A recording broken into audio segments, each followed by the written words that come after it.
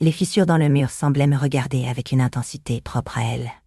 La poussière dansait dans les rayons du soleil, qui traversaient les ouvertures de la fenêtre, dessinant des spectres dansants sur le mur. Une odeur d'humidité et d'abandon imprégnait l'air, pesante comme un voile sur le silence.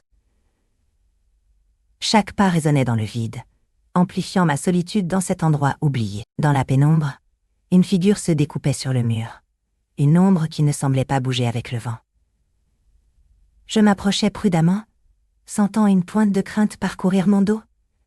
Serait-ce seulement mon imagination qui me jouait des tours? En touchant le mur, je sentis un léger frisson. L'ombre s'intensifiait, comme si elle absorbait la lumière du soleil qui atteignait à peine ce recoin. Au sol, à mes pieds, une empreinte unique, circulaire et profondément gravée dans la poussière. Qui avait été ici avant moi? Et que cachait cette profonde cicatrice sur le mur? Il s'éveilla avec l'écho de son propre battement cardiaque, un tambour lent et résonnant dans le silence absolu du palais oublié. L'air était dense, chargé d'humidité qui s'infiltrait par les fissures des murs et tourbillonnait dans les coins poussiéreux. Chaque respiration qui s'échappait de ses lèvres condensait de minuscules gouttelettes qui disparaissaient dans la poussière blanchâtre qui recouvrait chaque surface. Une nappe éternelle sur les souvenirs du passé. Le silence était si complet qu'il pouvait entendre le craquement imperceptible du bois sous son pas, chaque écho résonnant dans l'immensité vide. Ses bottes s'enfonçaient légèrement dans la poussière fine qui recouvrait le sol, avec un son ténu qui ne rompit à peine la quiétude funèbre. La pierre froide était rude sous ses mains, lorsqu'elle effleurait les vestiges d'ornements autrefois élaborés. Les murs étaient recouverts d'une fine couche d'humidité qui s'écoulait à intervalles irréguliers, laissant des taches sombres sur le blanc du livide poussière. Un voile tissé de toiles d'araignée pendait du plafond, capturant des éclats de lumière provenant de l'ouverture où se dévoilait le ciel. Le soleil, faible et indirect, pénétrait à peine les ombres profondes qui habitaient les couloirs abandonnés. L'explorateur avançait prudemment. Chaque pas, un acte d'exploration dans ce labyrinthe, silencieux. Son regard intense et perçant parcourait les murs, s'arrêtant sur les détails oubliés. Une sculpture inachevée, un fragment de céramique brisée, une rangée de pierres qui formaient peut-être autrefois un chemin. En son sein, des souvenirs anciens se remuaient comme des fantômes, évoqués par le silence funèbre et l'atmosphère chargée de nostalgie.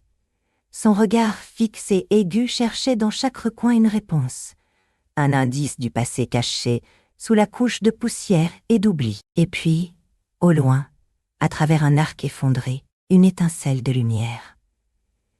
Une flamme faible qui brûlait avec ténacité au cœur de l'obscurité. À cet instant, leurs regards se rencontrèrent, un regard traversant les ombres et le connectant à un passé perdu mais non oublié.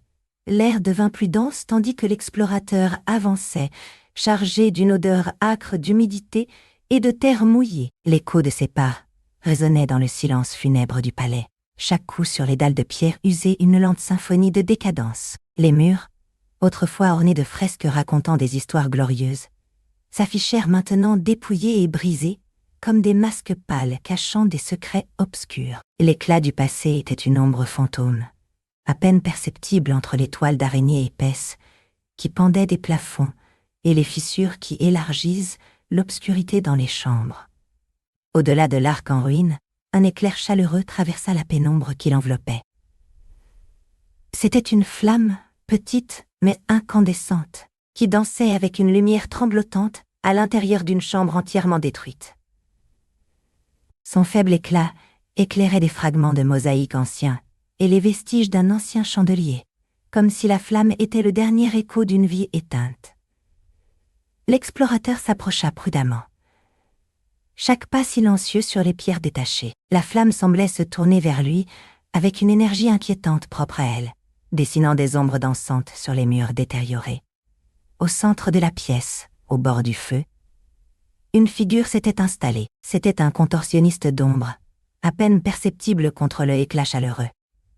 Sa forme était ténue, floue comme si elle était un souvenir qui s'estompait. Il resta immobile, observant l'explorateur avec des yeux qui ne réfléchissaient aucune lumière.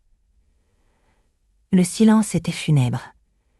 brisé seulement par le crépitement du feu et le battement accéléré du cœur de l'explorateur. Une sensation de familiarité lui parcourut le dos, comme s'il avait déjà été là, dans la même pièce, sous le même regard. La figure se leva lentement. Sa silhouette s'étiola vers lui, une danse macabre illuminée par le feu. L'explorateur ressentit un frisson parcourir son échine.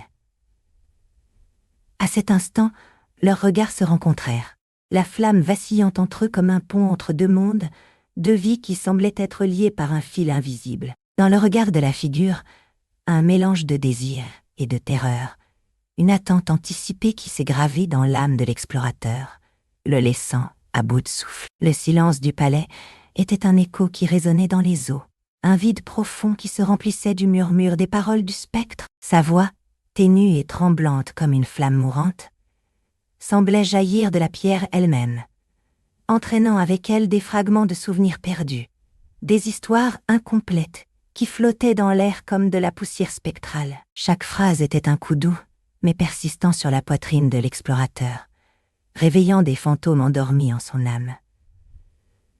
Le visage du spectre se dessinait dans les ombres, un masque de douleur et de perte qui se contorsionnait avec chaque mot prononcé. Ses yeux, deux braises pâles dans l'obscurité, brillaient d'un feu ténu qui semblait engloutir tout doute et révéler des vérités cachées. Son regard pénétrait l'âme de l'explorateur, déterrant des souvenirs fragmentaires et des fins incomplètes qui s'y accrochaient comme des toiles d'araignées de peur. Un parfum de poussière ancienne et de mousse emplissait l'air, une odeur familière qui évoquait l'enfance perdue et la mélancolie du passé. C'était un parfum qui imprégnait chaque recoin du palais, chaque pierre et chaque fissure, comme si les murs eux-mêmes gardaient ses secrets les plus profonds. Chaque inspiration était une capsule temporelle qui le transportait à des moments vécus et oubliés, des sensations floues et des émotions refoulées qui ressurgirent avec force.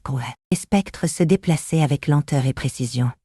Chaque geste, un poème de douleur et de désir. Ses mains, comme des spectres éthérés, s'élèvent vers le ciel tandis que ses paroles dansent dans l'air, cherchant asile dans l'obscurité du palais. Chaque mouvement était une danse macabre, une expression silencieuse d'une agonie qui transcenda le temps. Ses paroles, fragmentées et chargées d'un poids insoutenable, se perdaient dans le silence du palais, laissant derrière elle une question sans réponse. Quel secret ce lieu cachait-il? Quelles histoires se cachaient parmi les ombres? L'explorateur sentait que la vérité était à sa portée, mais comme un fantôme, elle lui échappait constamment entre les doigts. Il marchait dans les couloirs du palais. Chaque pierre sous ses pieds résonnait avec un écho ancien qui semblait ronger son âme. Les ruines, vêtues de mousse et d'ombre, lui parlaient dans un langage silencieux de douleur et d'abandon. En touchant la surface froide d'un mur effondré, il ressentit une pointe d'énergie qui le traversa comme un éclair glacé. C'était comme si le palais lui-même communiquait avec lui, ses souvenirs fragmentaires heurtant les siens propres, créant un mosaïque complexe et douloureux. Les spectres de l'esprit, flottant devant lui comme une flamme faible dans l'obscurité, semblaient refléter cette même tristesse. Ses yeux, deux abîmes profonds de mélancolie, le observaient avec intensité, cherchant quelque chose au-delà de la surface physique. En eux, l'explorateur vit des fragments d'histoire perdue, de rêves brisés et d'amour oublié. Une empathie inexplicable s'empara de lui, une connexion à travers le temps qui défiait les lois de la réalité. Il pénétra au cœur du palais, guidé par la faible lueur qui émanait de l'esprit. L'air devenait plus dense, chargé d'un silence oppressif rompu seulement par le craquement occasionnel de bois pourris et le murmure des feuilles sèches emportées par le vent. Les sons lointains semblèrent se transformer en murmures, des paroles incompréhensibles qui résonnaient dans son esprit comme un écho distant de lamentations ponctionnées. Chaque pas était une épreuve de volonté, chaque ombre un défi à sa perception. Mais l'explorateur s'accrochait à l'espoir de trouver des réponses, de dévoiler les secrets que gardait le palais. Et dans le regard de l'esprit, il trouva une confirmation. Il n'était pas seul dans cette quête. Une compréhension mutuelle naquit entre eux, un lien scellé par le besoin de trouver la paix au milieu de la douleur ancestrale. Dans un coin obscur, presque invisible à simple vue, l'esprit s'arrêta et tendit une main vers un petit coffre taillé dans du bois sombre.